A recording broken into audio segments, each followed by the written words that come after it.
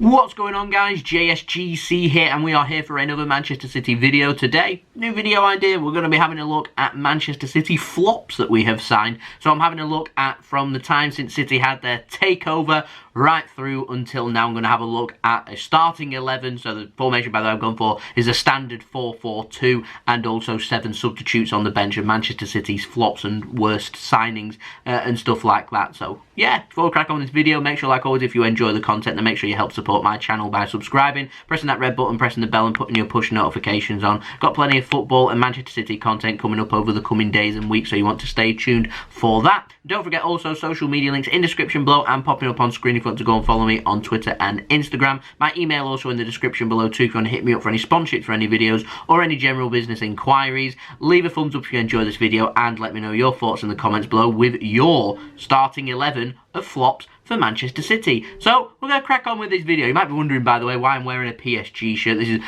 way back from when JSGC was doing some Football Manager content. Did my 3 seasons with Manchester City, then left, wanted to go and conquer another league, so naturally made a progression, went to Ligue 1, and I was the manager of Paris Saint-Germain for 3 seasons too. So yeah, that's why I've got the PSG links and stuff like that. Yeah, right, so I'm going to pop up my flop 11 now for you to have a look at. So I've gone for, I was and ahhing, by the way, with the goalkeeper. I've gone for Claudio Bravo in goal, just purely because when he's playing competitive games, not cup games, in cup games I'd say he's been rather successful for City, but whilst playing in league games and stuff, Claudio Bravo is just very frustrating. Faces 1 or 2 shots, concedes 1 or 2 goals. It is really frustrating. There's no doubting that I think he's a quality goalkeeper. I just don't think that he's been too much of a quality goalkeeper for Manchester City, in my opinion. Maybe I'd be better going for my substitute option of Richard Wright, who, correct me if I'm wrong, but I'm fairly sure we never even saw him in a Manchester City shirt. He went to join Preston North End, if I remember rightly, and then he said he wanted to move closer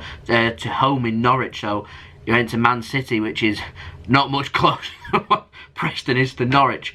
But yeah, you never really saw him in a City shirt, so crazy. But I've gone for Claudio Bravo, who started more games, and I've, to be honest, not been that impressed. Right back, I've gone for Maicon, because with obviously can't include Zabaleta, who signed him before the takeover. Maicon, just, I was never impressed. I didn't think he was that good, if I'm completely honest. Well past his sell-by date by the time he joined Manchester City, and so, yeah, put him there. Left back was another difficult one. I was torn between Sylvinho and Wayne Bridge, but Wayne Bridge, his most memorable moment for Manchester City is him refusing to shake John Terry's hand on the pitch.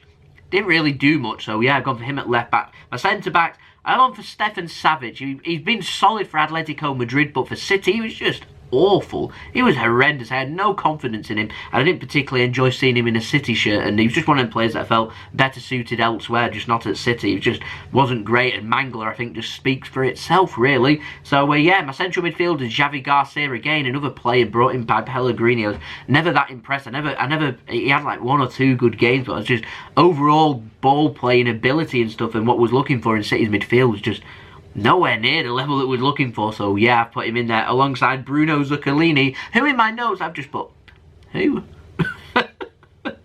Ah, man. Anyway, right midfield or right attacking midfield, however you want to put the formation, I've gone for Nolito sitting up there. I thought he had a good start to his City career, but once he'd lost his head and he got that sending off, we never really saw much of him, and then he left in the summer, so we never really got to see that much of him. But when I did see him for the time that he did start at the beginning of the season, I was quite impressed with him. But as the season went on, we never saw him, and it just went back to Spain.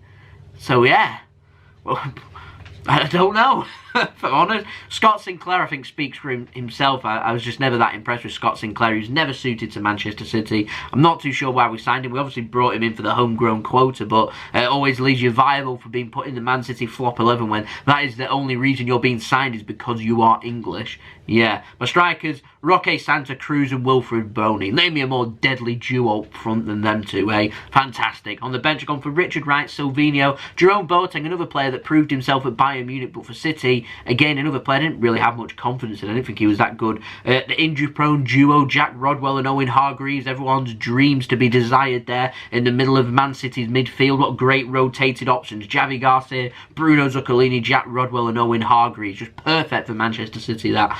What was I thinking? I've gone for Robinho because we spent £32 million. Had a good half a season.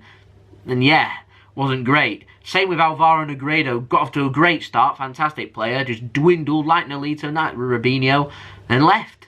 And we never really saw much else of them. So yeah, spent so much money, so much promise, never really delivered. My manager for this, by the way, this was really difficult because we've only had 3 managers since the takeover. I'm not including Mark Hughes because he was here before the takeover. Same with players like Zabaleta and company when I do the Man City best 11 too. I can't include them. So my options are Roberto Mancini, who won Manchester City's first major silverware since 1976 and won as the Premier League 2 for the first time.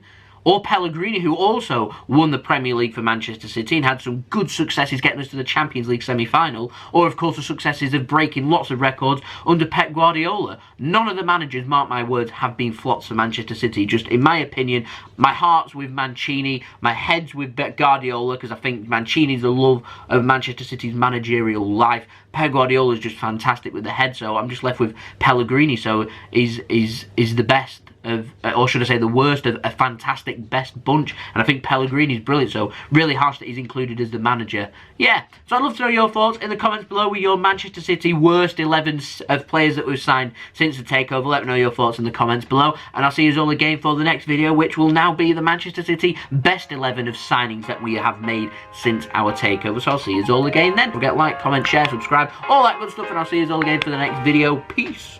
Ciao for now.